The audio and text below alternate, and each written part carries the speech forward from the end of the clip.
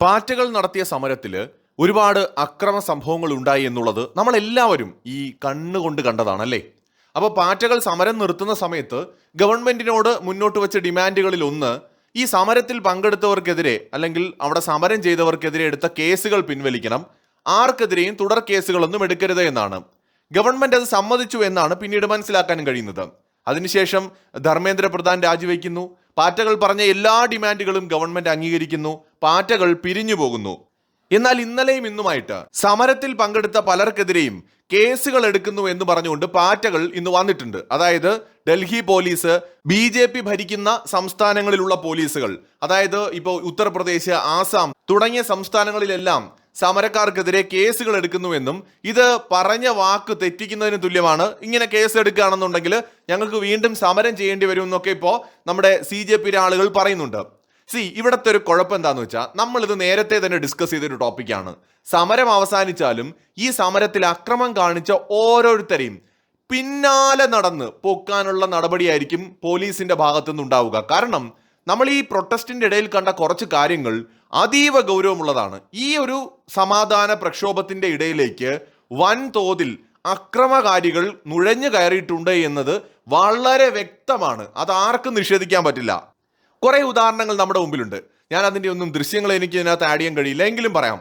അതായത് മാധ്യമ പ്രവർത്തകരുടെ നേരെ തുണി ഉരിഞ്ഞു കാണിച്ച ഒരുത്തനെ നിങ്ങൾ എല്ലാവരും കണ്ടു കാണാം. ആ സമയത്ത് അവനെതിരെ കേസെടുക്കണ്ടേ? വനിതാ മാധ്യമ പ്രവർത്തകരെ അടക്കം വളരെ മോശമായിട്ട് അവരോട് പെരുമാറിയ കുറെ ദൃശ്യങ്ങൾ നമ്മൾ കണ്ടു.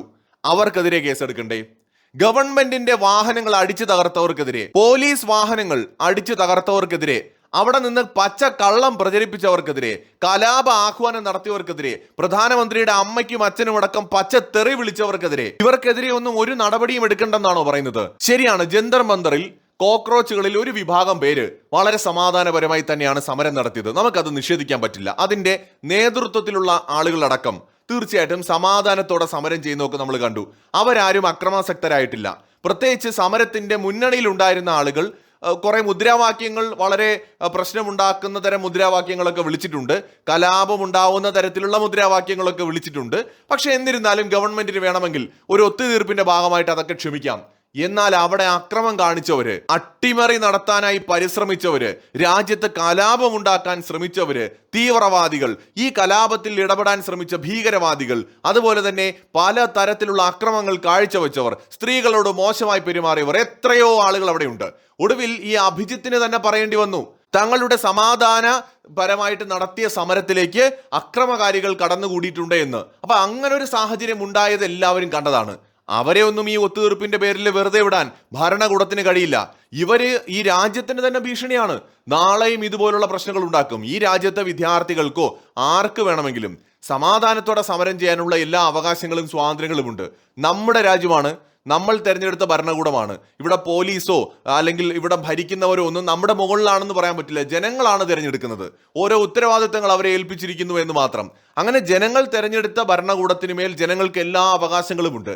എന്നാൽ ഈ നാട്ടിലെ അക്രമകാരികളെ, കലാപകാരികളെ, ഈ നാട്ടിലെ സ്വൈര്യ ജീവിതത്തിനും മനസമാധാനത്തിനും മനുഷ്യന്റെ സ്വസ്ഥമായ ജീവിതം മുന്നോട്ട് കൊണ്ടുപോകുന്നതിനും തടസ്സമായി നിൽക്കുന്ന ഓരോരുത്തരെയും നിയമത്തിന്റെ മുന്നിൽ കൊണ്ടുവരിക എന്നുള്ളത് ഇവിടുത്തെ നിയമ സംവിധാനത്തിന്റെയും പോലീസിന്റെയും ഒക്കെ ഉത്തരവാദിത്വമാണ്. ഗവൺമെന്റുമായിട്ട് പാറ്റകൾ ഒരു ഒത്തുതീർപ്പ് ഉണ്ടാക്കിയെന്ന് പറഞ്ഞ് കലാപം നടത്താൻ ശ്രമിച്ചവരും അക്രമം നടത്തിയവരും സമരത്തിന്റെ മറവിൽ ലൈംഗിക വൈകൃതങ്ങൾ കാണിച്ചവരും വനിതാ മാധ്യമ പ്രവർത്തകരോടക്കം അപമര്യാദയായി പെരുമാറിയവരും ഒന്നും ഇതിൽ നിന്ന് രക്ഷപ്പെടാൻ പോകുന്നില്ല. ഞാൻ കഴിഞ്ഞ ദിവസം ഒരു വിദ്യാർത്ഥിയുടെ ഒരു വീഡിയോ കണ്ടു. പ്രധാനമന്ത്രി നരേന്ദ്രമോദിയെക്കുറിച്ച് അവർ ഉപയോഗിക്കുന്ന ഹിന്ദിയിലെ തെറിവാക്കുകൾ എന്ന് പറയുന്നത് ശരിക്കും ഇങ്ങനെയൊക്കെയാണ്, ഇവരൊക്കെയാണ് ഈ രാജ്യത്തിന്റെ ഭാവി എന്ന് ഞാൻ വിശ്വസിക്കുന്നില്ല. നമ്മുടെ അതൊരു വലിയ രാജ്യമാണ്. അതുകൊണ്ട് തന്നെ ഈ രാജ്യത്തെ ശക്തമായി മുന്നോട്ട് നയിക്കാൻ കഴിയുന്ന ഒരു ജെൻസി അല്ലെങ്കിൽ ഒരു യുവ സമൂഹം ഈ രാജ്യത്തുണ്ട്. എന്നാൽ അതിന്റെ ഇടയിൽ തന്നെ കൊള്ളരുതാത്തവരുമുണ്ട് എന്ന യാഥാർത്ഥ്യം മറക്കാൻ കഴിയില്ല. ഈ ജെൻസി എന്ന് പറയുമ്പോൾ ഈ പറഞ്ഞ പോലെ 10, 28, 29 വയസ്സ് വരെയുള്ള ആളുകൾ അതിൽ പെടുന്നുണ്ട്. നമ്മുടെ രാജ്യത്തെ കൊടും ക്രിമിനലുകൾ ഇതേ ഏജ് റേഞ്ചിനകത്ത് വരുന്നില്ലേ? 18 വയസ്സിനും 28 വയസ്സിനും ഇടയിൽ കൊടും ക്രിമിനലുകൾ നമ്മുടെ രാജ്യത്തില്ലേ? അവരും ജെൻസിയാണേ. അപ്പോൾ ജെൻസി എല്ലാം നന്മ മരമാണെന്ന് നമുക്ക് പറയാൻ പറ്റില്ല. 18 വയസ്സിന് മുകളിലുള്ള എല്ലാവരും, ഇപ്പൊ ജെൻസി ആയിക്കോട്ടെ, ആൽഫയോ ബീറ്റയോ ഗാമയോ ഇനിയിപ്പോ അൾട്രാ വയലറ്റോ ഏതാണെങ്കിലും ഈ പറയുന്ന 18 വയസ്സിന് മുകളിലോട്ടുള്ളവരെല്ലാം ഈ രാജ്യത്തെ നിയമത്തിന്റെ കണ്ണിൽ ഒരുപോലെയാണ്. അപ്പോ ആ സ്ഥിതിക്ക് ഒരു കൂട്ടര് മാത്രം നല്ലവര്, മറ്റു കൂട്ടര് മോശം, അങ്ങനൊന്നുമില്ല. ജെൻസി എന്ന് പറയുന്നതിനകത്ത് നല്ല പിള്ളേരുണ്ട്, തലതെറിച്ചതും രാജ്യത്തിന് ഭാരമായിട്ടുള്ളതുമുണ്ട്. അത് തന്നെയാണ് ശരിക്കും അന്ന് കോടതിയിലെ ജഡ്ജും പറഞ്ഞത്. എല്ലാ യുവാക്കളും പാറ്റകളാണെന്നല്ല അദ്ദേഹം പറഞ്ഞത്, തലതെറിച്ചതിനെയാണ് പറഞ്ഞത്.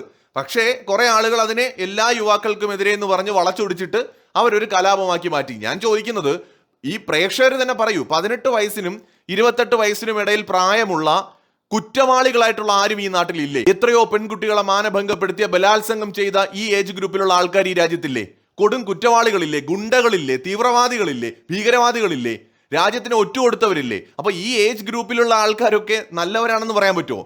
ഇവരും ജെൻസിയാണ്. അപ്പോൾ അതുകൊണ്ട് ജെൻസി എന്ന് പറയുന്നത് എന്തോ പവിത്രമായ ഒന്നാണെന്നുള്ള ധാരണയൊന്നും വേണ്ട. ഇതിനിടയിൽ കലാപകാരികളുണ്ട്. ഇനി അവിടെ പോയ ആൾക്കാരെല്ലാം വിദ്യാർത്ഥികളാണോ? അല്ല, 30, 40, 50, 60 വയസ്സുള്ള ആൾക്കാരും അവിടെ ഉണ്ടായിരുന്നു. അപ്പൊ അതിന്റെ ഇടയിൽ തന്നെ കൊടും ക്രിമിനലുകളും അവിടെ ഉണ്ടായിരുന്നു. അപ്പൊ അവിടെ പോയി പ്രശ്നമുണ്ടാക്കിയവർക്കെതിരെ ഈ രാജ്യത്തെ നിയമം അനുസരിച്ച് നടപടി എടുക്കുക തന്നെ ചെയ്യും ഭരണകൂടം. അത് നമ്മൾ നേരത്തെ പ്രതീക്ഷിച്ചതാണ്. ഈ ഒരു സമരം നിർത്തി എന്ന് പറഞ്ഞുകൊണ്ട് അതിന്റെ മറവിൽ കലാപം ഉണ്ടാക്കിയവർ രക്ഷപ്പെടുമെന്ന് ധരിച്ചിട്ടുണ്ടെങ്കിൽ നിങ്ങൾക്ക് തെറ്റി. ഈ രാജ്യത്ത് മനസമാധാനത്തോടെ മനുഷ്യന് ജീവിക്കണം. അപ്പൊ കലാപകാരികളെ കൃത്യമായി കണ്ടെത്തി അവർ ഈ രാജ്യത്തൊരു പ്രശ്നം ഉണ്ടാക്കാതെ അവരെ നിയന്ത്രിക്കേണ്ടത് ഭരണകൂടത്തിന്റെ റെസ്പോൺസിബിലിറ്റിയാണ്. അതിനിപ്പോ ജെൻസി വീണ്ടും സമരം നടത്താൻ വരുമെന്നുണ്ടെങ്കിൽ അവർ വരട്ടെ, അത് നേരിടാൻ ചിലപ്പോൾ ഭരണകൂടം തയ്യാറായിരിക്കും. എന്തായാലും ഈ ഒരു കലാപത്തിൽ സമാധാനമായിട്ട് അവിടെ നിന്ന് സമരം ചെയ്ത പാറ്റകളെ ആരും തൊടില്ല. അവരോട് ഗവൺമെന്റ് പറഞ്ഞ വാക്ക് പാലിക്കുമെന്ന് തന്നെയാണ് ഞാൻ മനസ്സിലാക്കുന്നത്. എന്നാൽ കലാപം ഉണ്ടാക്കാൻ ശ്രമിച്ച പാറ്റകളെയും പഴുതാരകളെയും ഒക്കെ കൃത്യമായി ഭരണകൂടം പൊക്കും. അത് ഏത് മാളത്തിൽ പോയി ഒളിച്ചാലും പൊക്കും. മറ്റൊരു വീഡിയോയുമായി വീണ്ടും കാണാം.